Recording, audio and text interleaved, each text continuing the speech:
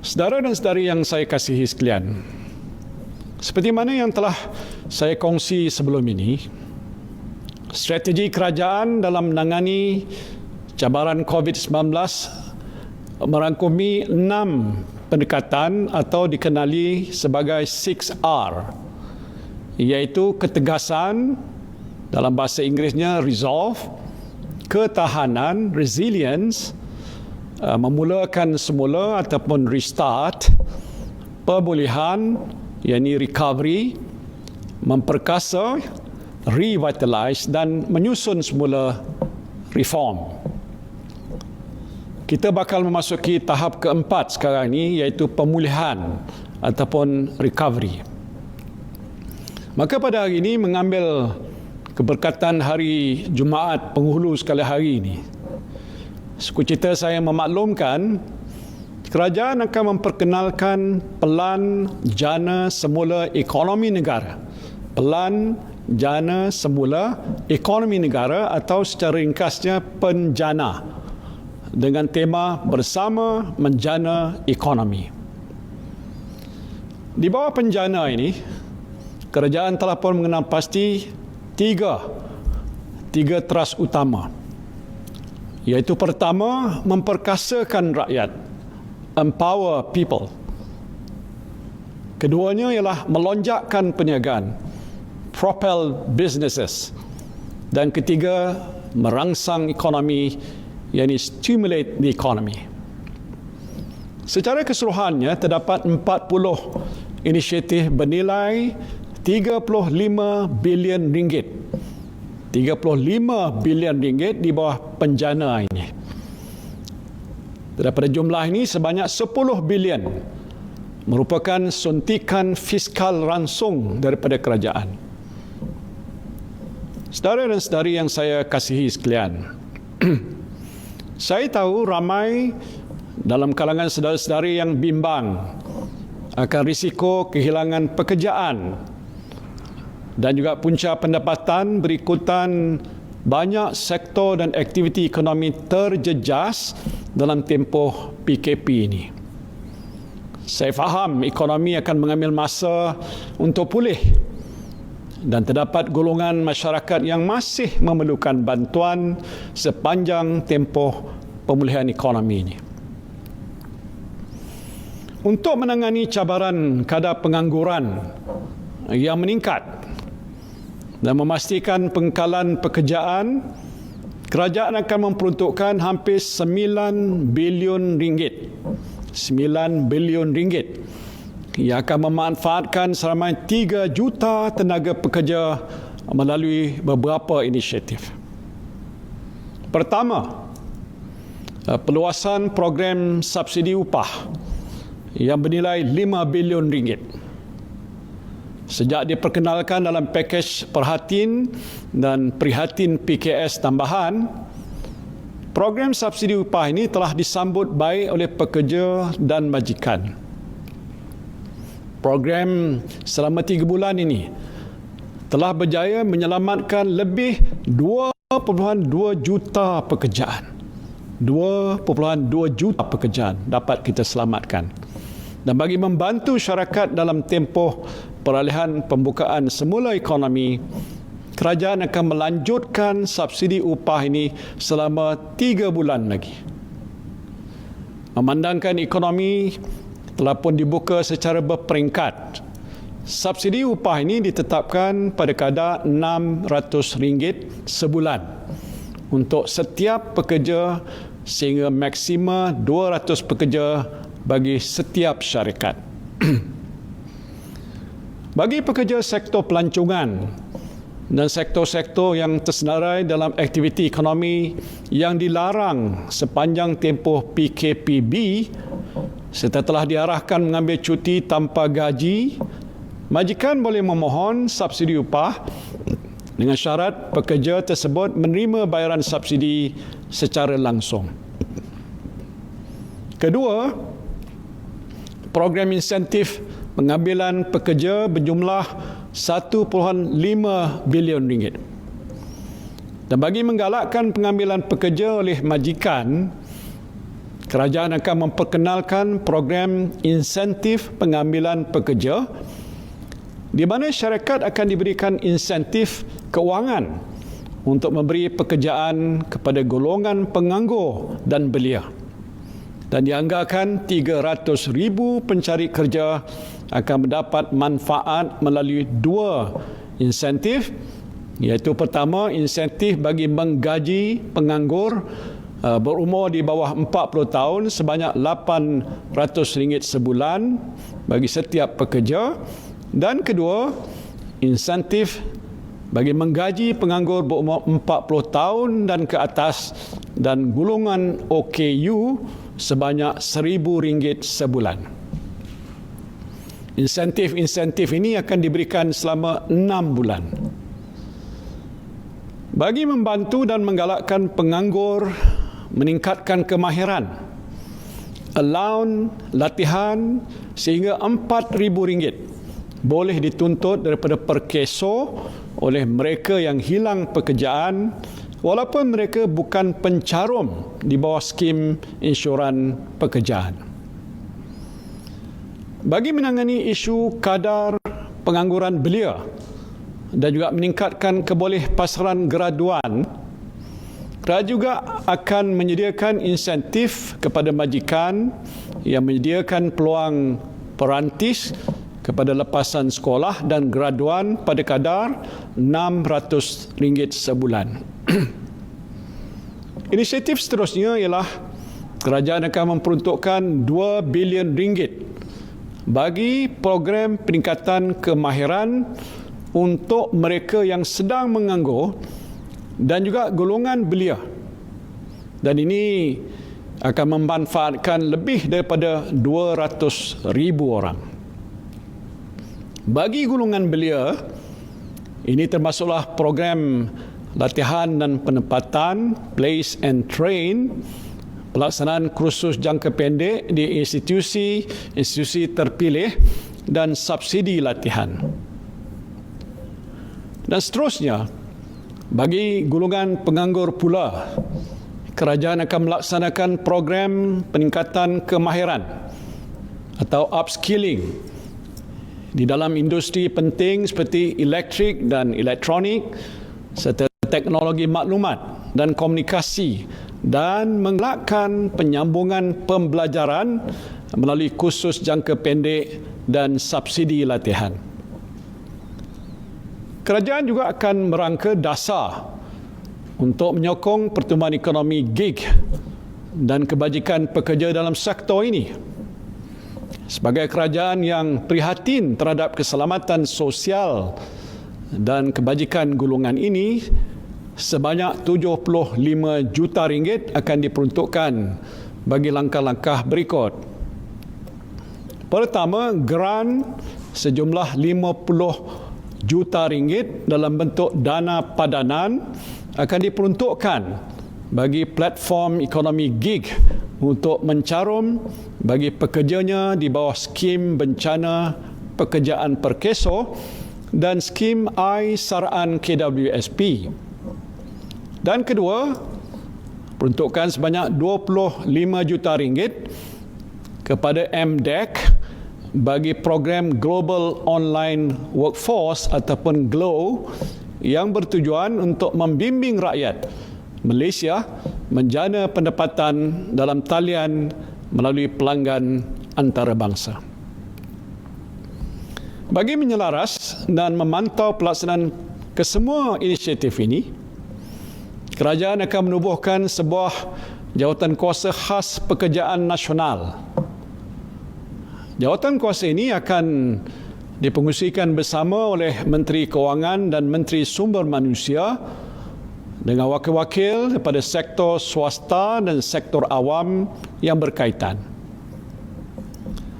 Saudara dan saudari yang saya kasihi sekalian, selaras dengan saranan kerajaan yang menggalakkan majikan, terutamanya industri PKS untuk melaksanakan konsep bekerja dari rumah atau work from home, insentif percukaian dan juga perlindungan insurans pekerjaan akan diberikan.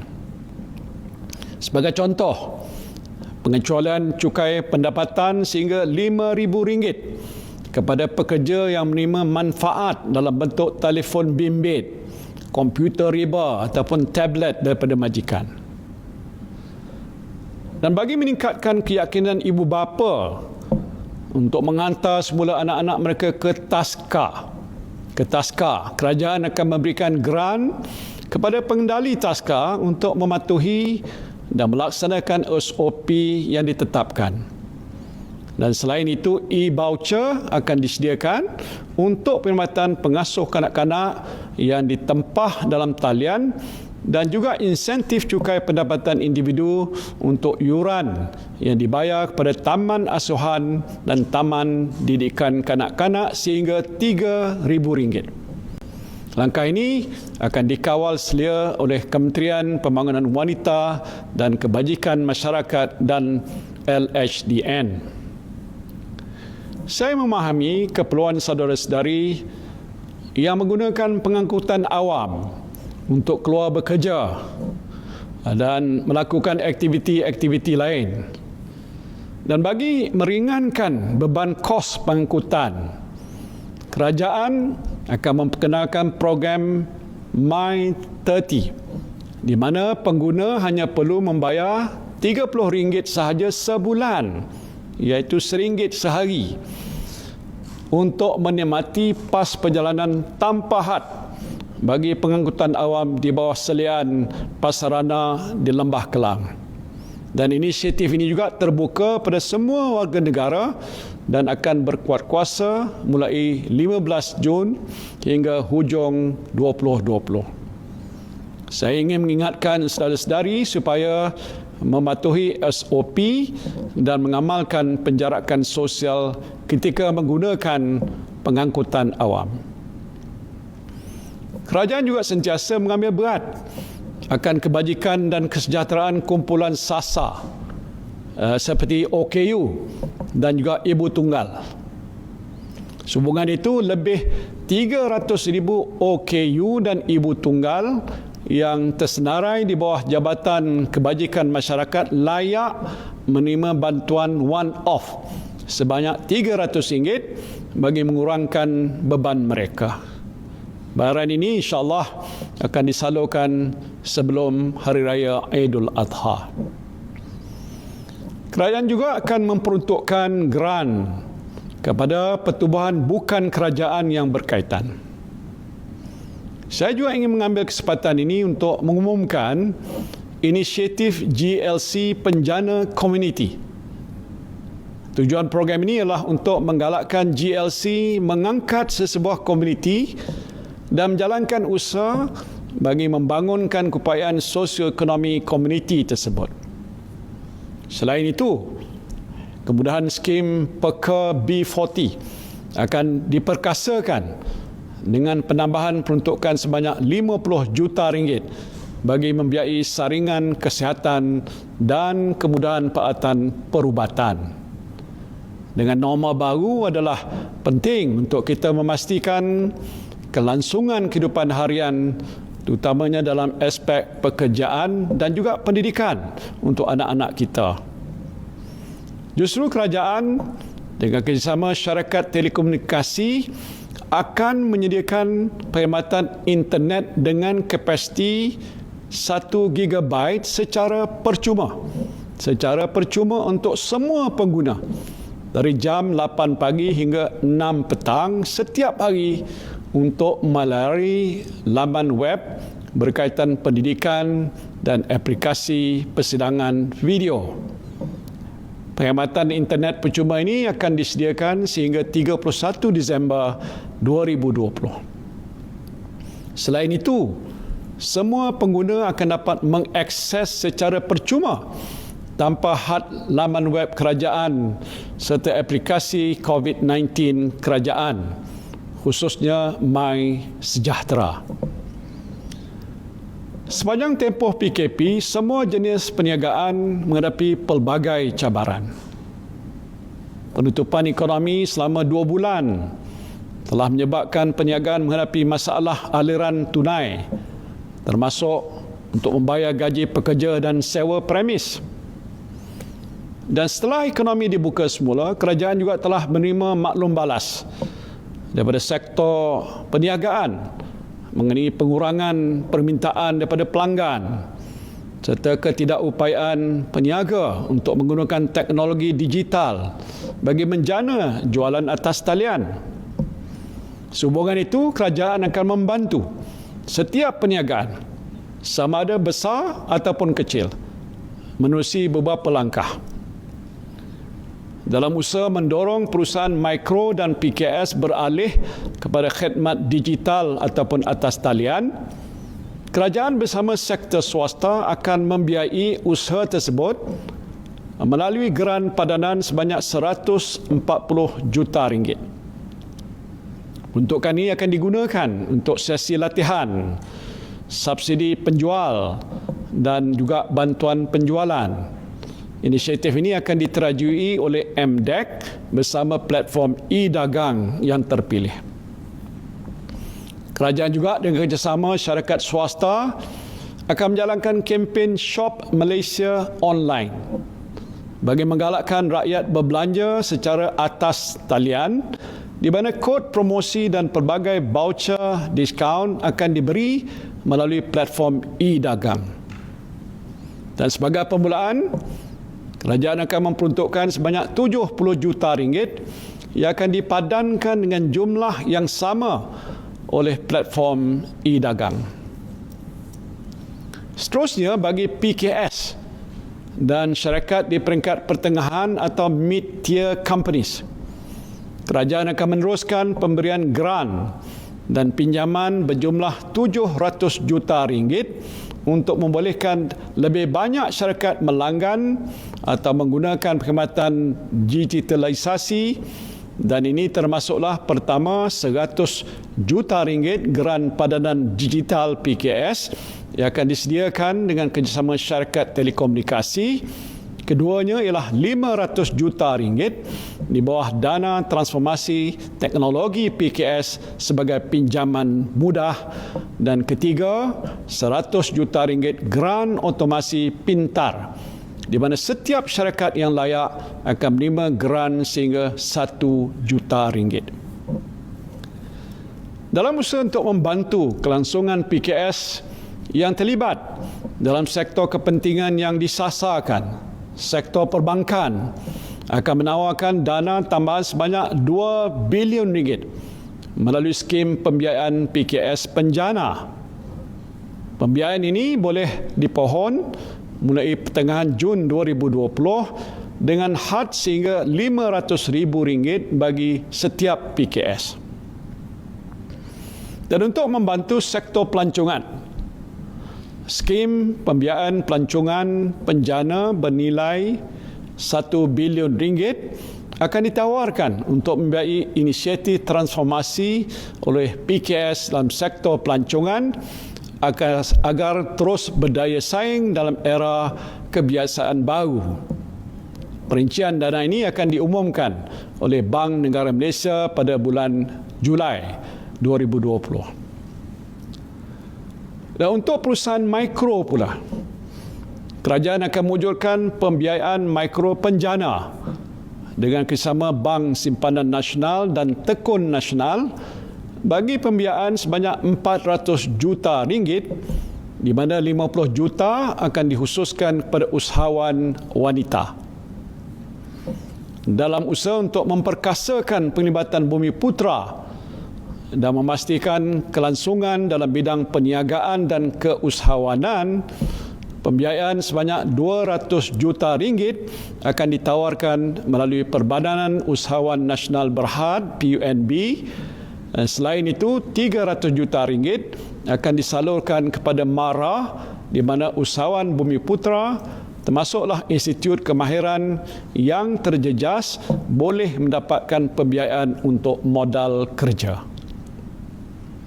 Di samping itu, untuk membantu aliran tunai PKS, mulai awal Julai, SME Bank melalui skim SME Go akan menyediakan pembiayaan kepada 16,000 kontraktor grade G2 dan G3 yang berkelayakan dan telah mendapat projek di bawah Prihatin. Bagi memberikan kemudahan pada pihak kontraktor, tiada cagaran ataupun deposit perlu disediakan. Kerajaan menyeru syarikat-syarikat berkaitan kerajaan, pada badan korporat dan institusi keuangan agar mempercepatkan pembayaran kepada pembekal mereka. Beberapa JLC dan juga badan korporat seperti Axiata, TNB, Telekom Malaysia dan Petronas telah pun berbuat demikian.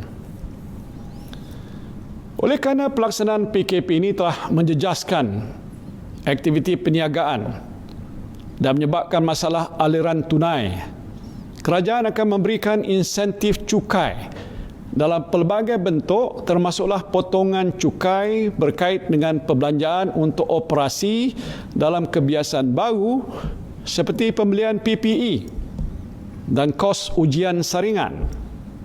Dan selain itu, kerajaan juga akan memberikan remisi penalti untuk bayaran lewat cukai dan juga melanjutkan tempoh perbelanjaan pengubah suaian dan pembaharuan premis. Tambahan lagi, allowance modal dipercepatkan dan potongan cukai khas sebanyak 30% bagi pengurangan sewa premis akan dilanjutkan. Kerajaan menghargai usaha yang dilakukan oleh perusahaan sosial ataupun social enterprise dalam nak mengimbangi matlamat perniagaan dan bertanggungjawab sosial. Saya dimaklumkan semasa tempoh PKP, walaupun beberapa perusahaan sosial sukar untuk beroperasi, namun mereka terus berusaha mengumpul dana untuk membantu masyarakat yang disasarkan, terutamanya golongan terpinggir. Kerajaan akan menyediakan geran padanan melalui Malaysian Global Innovation and Creativity Centre, MAGIC, yang berjumlah 10 juta ringgit kepada perusahaan sosial yang berjaya mengumpul sumbangan untuk melaksanakan projek sosial bagi menangani isu yang dihadapi oleh komuniti sasar dengan menggunakan kaedah inovatif. Saudara-saudara sekalian, dalam usaha kerajaan untuk membantu lebih 900,000 perusahaan kecil dan sederhana dan juga usahawan tempatan, berapa langkah dan insentif cukai akan dilaksanakan. Pertama, bagi menggalakkan penubuhan entiti baru PKS, kerajaan bersetuju untuk memberikan ribat cukai pendapatan sehingga RM20,000 bagi setiap tahun untuk tempoh 3 tahun taksiran pertama tertakluk kepada syarat yang ditetapkan. Ribat cukai pendapatan ini diberikan kepada syarikat baru yang ditubuhkan dan beroperasi antara 1 Julai 2020 dan 31 Disember 2021. Dan kedua, bagi menggalakkan PKS meningkatkan daya saing dalam menjalankan perniagaan melalui skim pencantuman dan pemerolehan ataupun merger and acquisition, kerajaan bersetuju memberikan pengecualian duty stamp ke atas surat cara berkaitan pencantuman atau pemerolehan bagi transaksi yang disempurnakan antara 1 Julai 2020 hingga 30 Jun 2021. Saudara dan saudari yang saya kasihi sekalian, secara umumnya COVID-19 ini telah mengubah cara ekonomi beroperasi. Untuk terus menjadikan negara kita sebagai destinasi pelaburan utama adalah penting untuk kita memberitahu dunia bahawa ekonomi kita tetap berdaya saing dan terbuka untuk perniagaan. Malaysia kini berada di kedudukan ke-12 di dunia dalam kategori kemudahan menjalankan perniagaan dan ketiga di Asia Pasifik. Sehubungan itu, penjana akan mengumumkan beberapa pakej dan program pelaburan, insentif pengecualian cukai dan kemudahan pembiayaan yang inklusif. Dan untuk memacu pemulihan ekonomi negara melalui proses digitalisasi perniagaan, kerajaan akan menubuhkan dana penjana nasional berjumlah 1.2 bilion ringgit dengan peruntukan 600 juta daripada kerajaan dan dipadankan dengan 600 juta daripada pelabur domestik dan antarabangsa. Dana ini akan digunakan untuk memupuk inovasi dan mengembangkan bakat modal teroka tempatan ataupun domestic venture capital. Antara pelabur antarabangsa yang berminat untuk turut serta ialah SK Group, Hanwha Asset Management, KB Investment Company Limited, Provident Growth, 500 Startups dan The Hive. Untuk melengkapkan usaha digitalisasi, kerajaan akan memperuntukkan 100 juta ringgit bagi menubuhkan National Technology and Innovation Sandbox yang akan diterajui oleh Kementerian Sains, Teknologi dan Inovasi dengan memberikan kelonggaran beberapa peraturan untuk menguji cuba teknologi baru. Contohnya menguji penghantaran pembelian dalam talian melalui drone dan penggunaan kenderaan pandu sendiri. Untuk terus menggalakkan digitalisasi dalam sistem penyampaian perkhidmatan kerajaan ke arah revolusi industri 4.0, kerajaan akan menyediakan lebih banyak perkhidmatan secara dalam talian ataupun e-counter. Ini termasuklah melaksanakan proses mematikan stem, menyemak dan menuntut wang tidak dituntut bermula 1 Oktober 2020 dan sesi e-temuduga bagi permohonan biasiswa kerajaan. Sehubungan itu, saya menyeru lebih banyak agensi dan kementerian untuk merancangkan usaha digitalisasi ataupun usaha otomasi ini. Untuk menggalakkan rakyat supaya menyokong produk dan perkhidmatan tempatan, kerajaan juga akan meneruskan kempen Buy Malaysia. Antara inisiatif yang akan dilaksanakan termasuklah menggalakkan rangkaian pasar raya besar untuk membuat penandaan produk tempatan dan juga menubuhkan saluran produk Malaysia yang berdedikasi di platform e-dagang. Dalam menjalani kehidupan norma baru, semakin ramai rakyat Malaysia memilih untuk menggunakan pembayaran tanpa sentuh atau contactless payment.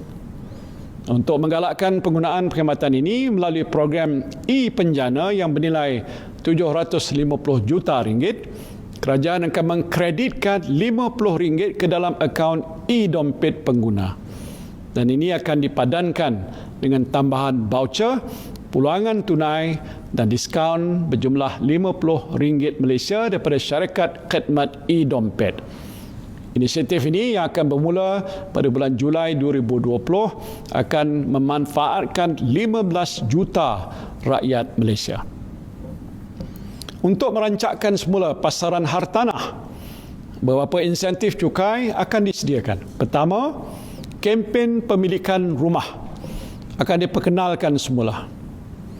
Melalui kempen ini, pengecualian duty stamp akan diberikan ke atas surat cara pindah milik dan perjanjian pinjaman bagi pembelian rumah kediaman yang bernilai antara RM300,000 hinggalah RM2.5 juta. Pengecualian duty stamp ke atas surat cara pindah milik adalah terhad kepada RM1 juta. Pertama, nilai rumah kediaman tersebut, manakala duty stamp sepenuhnya diberikan ke atas perjanjian pinjaman. Pengecualian ini akan berkuat kuasa bagi perjanjian jual beli yang ditandatangani mulai 1 Jun 2020 hingga 31 Mei 2021 tertakluk kepada syarat pemberian diskaun sekurang-kurangnya 10% oleh pihak pemaju. Dan kedua, pengecualian cukai keuntungan hartanah diberikan kepada individu warga negara Malaysia ke atas pelupusan rumah kediaman yang dibuat mulai 1 Jun 2020 hinggalah 31 Disember 2021. Pengecualian ini dihadkan bagi pelupusan 3 unit rumah kediaman sahaja untuk setiap individu. Selain itu, had pembiayaan bagi pinjaman rumah ketiga dan seterusnya bernilai RM600,000 ke atas tidak lagi tertakluk kepada 70% daripada nilai rumah semasa tempoh program kempen pemilihan rumah tertakluk kepada pengurusan risiko dalaman institusi keuangan. Selain itu, bagi menggalakkan pertumbuhan industri otomotif negara, kerajaan bersetuju untuk memberikan pengecualian cukai jualan sebanyak 100%. Ini saya sebutkan, pengecualian cukai jualan sebanyak 100% ke atas penjualan kereta penumpang pemasangan tempatan dan 50% bagi kereta penumpang yang diimport bagi tempoh mulai 15 Jun 2020 hingga 31 Disember 2020. Saya mengambil maklum rata-rata rakyat masih berharap perkhidmatan kerajaan ini dapat beroperasi di luar waktu pejabat untuk memudahkan urusan dengan agensi-agensi kerajaan. Sehubungan itu, kerajaan bersetuju untuk melanjutkan dan menyeragamkan waktu operasi di Pusat Transformasi Bandar ataupun UTC di seluruh negara berkuat kuasa 1 Julai 2020. Untuk menarik syarikat luar negara memindahkan lokasi perniagaan mereka ke Malaysia, yang pastinya akan meningkatkan nilai pelaburan dan menyediakan lebih banyak peluang pekerjaan kepada rakyat. Kerajaan bersetuju untuk memberikan galakan cukai seperti berikut. Pertama, kadar cukai 0% selama 10 tahun bagi pelaburan baru dalam sektor penghilangan dengan pelaburan dalam harta tetap antara 300 juta sehingga 500 juta ringgit, dan keduanya kadar cukai 0% selama 15 tahun bagi pelaburan baru dalam sektor penghilangan dengan pelaburan dalam harta tetap melebihi 500 juta ringgit ke atas. Galakan ini diberikan sekiranya syarikat memindahkan lokasi dan memulakan operasi dalam tempoh 1 tahun daripada tarikh kelulusan, dan amaun pelaburan yang terlibat mesti dibuat dalam tempoh 3 tahun. Manakala bagi syarikat sedia ada di Malaysia yang memindahkan fasiliti penghilangan luar negara ke Malaysia, mereka layak mendapat galakan allowance cukai pelaburan sebanyak 100% bagi tempoh 5 tahun. Kedua-dua insentif ini berkuat kuasa bagi permohonan yang diterima daripada 1 Julai 2020 sehingga 31 Disember 2021. Kerajaan juga akan menyediakan peruntukan tambahan sebanyak 50 juta ringgit kepada MIDA untuk melaksanakan aktiviti-aktiviti promosi dan pemasaran. Dan seterusnya bagi membantu syarikat untuk menaik taraf teknologi, menembusi pasaran global melalui penyumbaran luar ataupun outsourcing dan meningkatkan nilai ekspor, kerajaan bersetuju dana strategik pelaburan tempatan diberikan untuk pusingan kedua bagi projek dan syarikat yang sebelum ini telah pun layak menerima kemudahan tersebut. Projek Acceleration and Coordination Unit ataupun PACU akan ditubuhkan untuk mempercepatkan pelaksanaan serta penyelarasan projek pelaburan yang diluluskan. Selain itu, kelulusan lesen pembuatan juga akan dipercepatkan dalam masa 2 hari bekerja untuk industri yang tidak sensitif. Sektor pelancongan adalah antara sektor yang teruk terjejas akibat wabak COVID-19 ini. Untuk mengaktifkan semula kegiatan industri pelancongan, beberapa langkah cukai akan dilaksanakan. Pertama, penjagaan di bawah industri pelancongan seperti agensi pelancongan, pengusaha hotel, syarikat penerbangan yang telah diberikan penangguhan bayaran ansuran ke atas anggaran cukai yang kena dibayar bagi tempoh 1 April 2020 hingga 30 September 2020 akan dilanjutkan tempoh penangguhan selama 3 bulan lagi mulai 1 Oktober 2020 sehingga 31 Disember 2020. Kedua, mengecualikan cukai pelancongan sepenuhnya bagi tempoh mulai 1 Julai 2020 hingga 30 Jun 2021. Dan ketiga, pengecualian cukai perkhidmatan ke atas perkhidmatan penginapan yang disediakan oleh pengendali premis penginapan dilanjutkan mulai 1 September 2020 hingga 30 Jun 2021. Dan keempat, pelepasan cukai pendapatan individu sehingga RM1,000 yang telah diberikan ke atas perbelanjaan melancong dalam negara dilanjutkan hingga 31 Disember 2021. Bercakap mengenai industri kreatif, industri hiburan dan acara, saya juga mendengar keluhan daripada karyawan, pengarah filem, kru produksi dan pengurus acara. Sehubungan itu, beberapa program dan kemudahan keuangan untuk menjana semula industri kreatif negara yang berjumlah sebanyak 225 juta akan dilaksanakan melalui kerjasama antara My Creative Ventures, MDEC dan pihak swasta. Bagi industri pertanian dan makanan, kemudahan pinjaman dana agrofood sebanyak RM350 juta akan diperuntukkan untuk memastikan kelangsungan pengusaha pertanian dan komoditi dalam sektor ini. Selain itu, kerajaan juga akan memperkasakan peningkatan mobiliti tenaga kerja pertanian melalui insentif yang diberikan pada syarikat perintis untuk melatih dan mengajar tenaga kerja untuk menceburi bidang pertanian dan peladangan. Selain itu, pengusaha pertanian bandar juga akan diberi bantuan bernilai RM500 seorang dan RM50,000 untuk setiap komuniti. Bagi mendorong sektor komoditi, kerajaan bersetuju untuk memberikan pengecualian 100% duty ekspor ke atas minyak sawit mentah, minyak isi rong sawit mentah dan minyak isi rong sawit yang diproses mulai 1 Julai 2020 hingga 31 Disember 2020. Sebagai komitmen kerajaan untuk mengurangkan impak perundangan COVID-19, kerajaan bersetuju untuk menggubal rang undang-undang COVID-19. Langkah sementara. Rang undang-undang ini merupakan pelepasan sementara ataupun temporary relief daripada tanggungjawab perjanjian bagi suatu tempoh yang ditetapkan. Kerajaan juga berharap dengan adanya akta baru ini, kelangsungan hidup rakyat Malaysia umumnya dapat diteruskan. InsyaAllah, kerajaan akan membentangkan RUU ini pada sesi Parlimen bulan Julai nanti.